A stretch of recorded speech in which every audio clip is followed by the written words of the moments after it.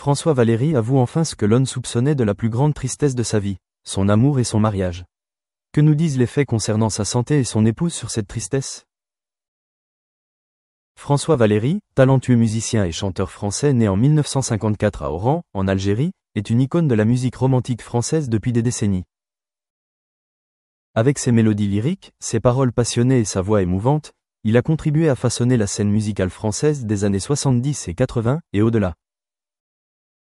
Cependant, derrière les projecteurs, les applaudissements et les albums à succès, sa vie cachait une profonde tristesse, celle d'un homme qui vivait pleinement avec ses émotions, mais qui ne parvenait pas à préserver son bonheur personnel.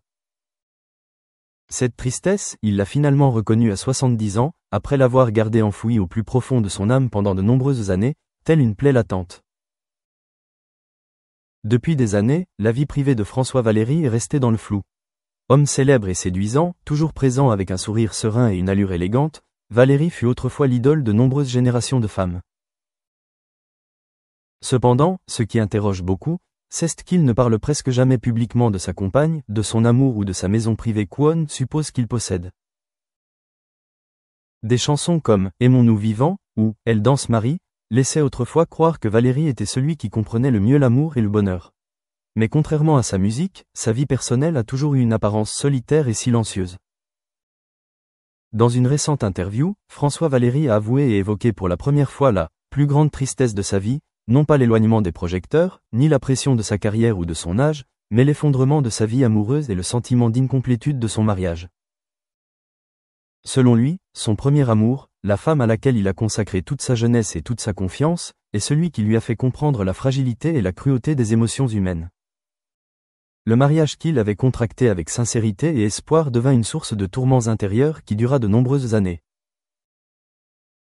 Valéry confia qu'il espérait concilier carrière artistique et vie de famille, mais que la célébrité, les tournées incessantes et l'intensité du travail dans le monde du spectacle l'empêchaient d'être aux côtés de sa femme lorsqu'elle avait besoin de lui. Les malentendus s'accumulèrent, les distances se creusèrent peu à peu, et un jour, ils ne parvinrent plus à trouver un terrain d'entente. Il ne fit ni reproche ni reproche. Dans son récit, Valéry exprima sa gratitude pour son ex-femme, affirmant qu'elle méritait toujours un amour total, mais qu'elle ne pouvait malheureusement pas recevoir de moi, trop absorbée par la musique et les idéaux artistiques. Elle était, dit-il, une femme douce, patiente, mais aussi très forte. Elle choisit de partir lorsqu'elle comprit que l'amour ne pouvait être à sens unique. Après la séparation, Valéry ne se remaria pas et ne rendit aucune relation publique. Pour lui, l'amour était une vieille blessure qu'il ne voulait pas rouvrir. Les années suivantes, il consacra toute son énergie à la musique. Ses compositions, après la séparation, devinrent plus profondes et mélancoliques. Les auditeurs fidèles reconnurent facilement une nouvelle nuance dans ses chansons d'amour, non plus la douceur et le charme d'un amour de jeunesse, mais le calme et la contemplation d'une personne ayant vécu une perte. Outre sa douleur émotionnelle, François Valéry se confia aussi ouvertement sur sa santé, un sujet qu'il avait gardé secret tout au long de sa carrière. Il avait traversé une période difficile en raison de complications cardiovasculaires et nerveuses dues à un stress prolongé. Valéry expliqua que les hospitalisations silencieuses au fil des ans étaient le prix à payer pour ne pas avoir écouté son corps pendant sa jeunesse. À l'époque, toute priorité était donnée à sa carrière, une erreur dont il se rendit compte trop tard. Cependant, c'est pendant sa maladie qu'il prit conscience du vide profond d'une vie sans partenaire. Je pensais que la solitude était nécessaire pour composer, pour comprendre la profondeur des émotions, a-t-il confié, mais lorsqu'on est allongé dans une chambre d'hôpital avec une angine et des palpitations, on se rend compte que la seule chose qui compte, c'est d'avoir quelqu'un assis à côté de soi et qui nous tient la main. À 70 ans, François Valéry ne chante plus aussi souvent qu'avant, mais il joue toujours un rôle important sur la scène musicale française, comme mentor, professeur et témoin vivant d'une époque glorieuse. Il apparaît encore occasionnellement lors d'événements spéciaux, parfois dans des émissions de télévision évoquant la musique ancienne. Chaque fois qu'il chante, on reconnaît encore cette profondeur inimitable, forgée non seulement par le temps, mais aussi par les expériences douloureuses et chaque larme qu'il a ravalée tout au long de sa vie. Valéry ne reproche pas à sa vie d'avoir été malchanceuse.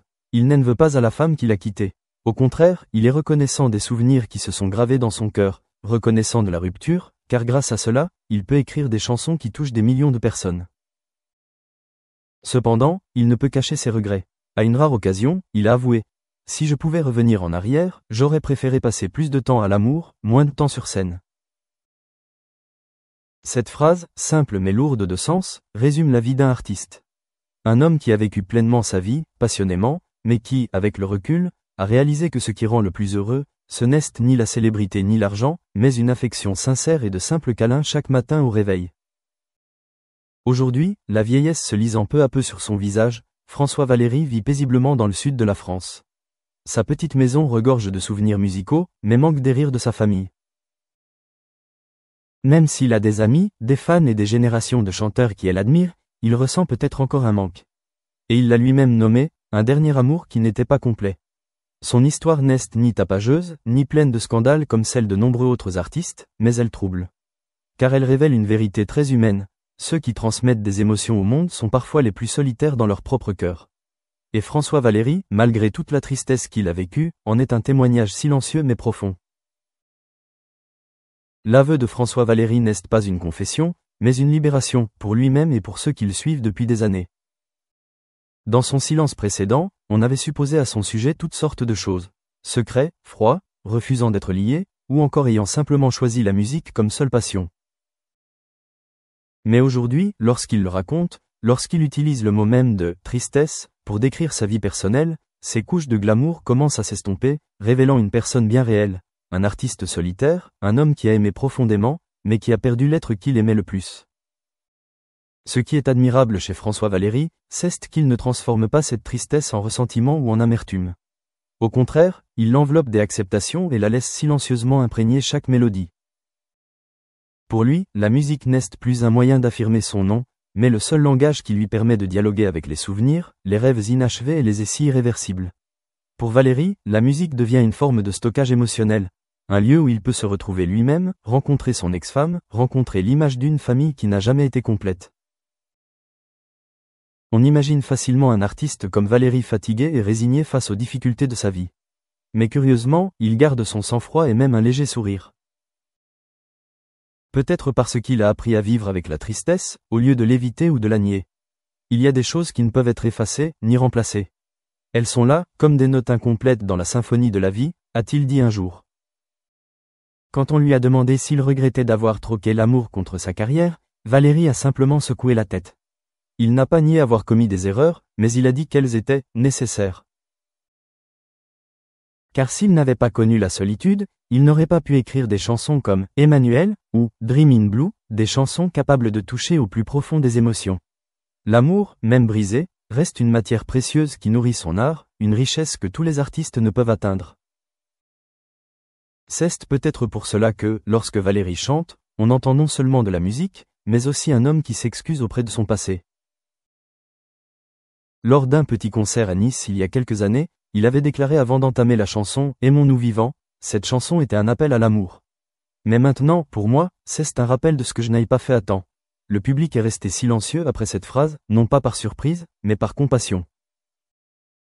On pense souvent qu'à 70 ans, un artiste savoure le fruit de son œuvre et retrouve sa gloire passée. Mais pour François Valéry, c'est à ce moment-là qu'il a commencé à se confier davantage sur la vérité cachée derrière les projecteurs. La vieillesse lui apporte non seulement la paix, mais aussi le besoin de partager, un besoin simple qu'il avait oublié lorsqu'il se tenait encore au centre des lumières de la scène.